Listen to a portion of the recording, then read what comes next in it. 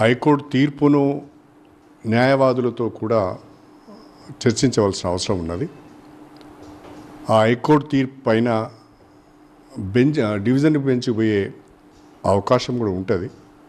కాబట్టి హైకోర్టు తీర్పును పూర్తి స్థాయిలో అధ్యయనం చేసిన తర్వాత డివిజన్ బెంచ్కి పోయే ఆలోచన కూడా చేయడం జరుగుతుంది.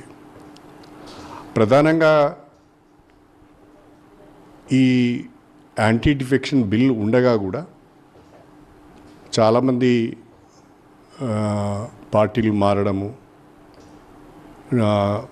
హైకోర్టు కానీ సుప్రీంకోర్టు కానీ అనేక సందర్భాలలో విభిన్నమైన తీర్పులు ఇవ్వడం కూడా జరుగుతున్నది. వాటిని కూడా స్టడీ చేయవలసిన అవసరం ఉన్నది. సుప్రీంకోర్టు 5 జడ్జెస్ బెంచ్ ఒక తీర్పు ఇచ్చింది, 3 జడ్జెస్ బెంచ్ ఒక తీర్పు ఇచ్చింది, మన హైకోర్టు డివిజన్ బెంచ్ కూడా ఒక తీర్పు ఇచ్చింది.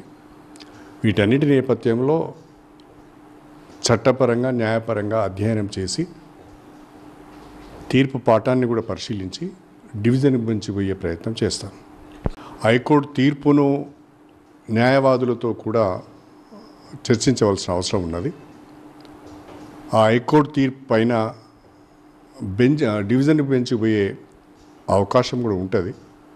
కాబట్టి హైకోర్టు తీర్పును పూర్తి స్థాయిలో అధ్యయనం చేసిన తర్వాత డివిజన్ బెంచ్కి పోయే ఆలోచన కూడా చేయడం జరుగుతుంది.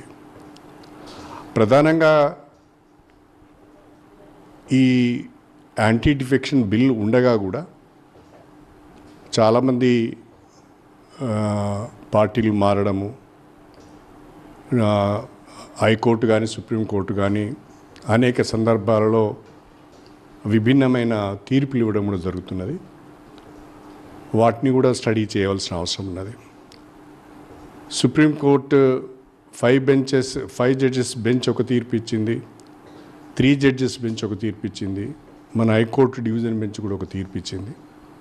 వీటన్నిటి నేపథ్యంలో చట్టపరంగా న్యాయపరంగా అధ్యయనం చేసి తీర్పు పాఠాన్ని కూడా పరిశీలించి డివిజన్ బెంచ్ పోయే ప్రయత్నం చేస్తాం.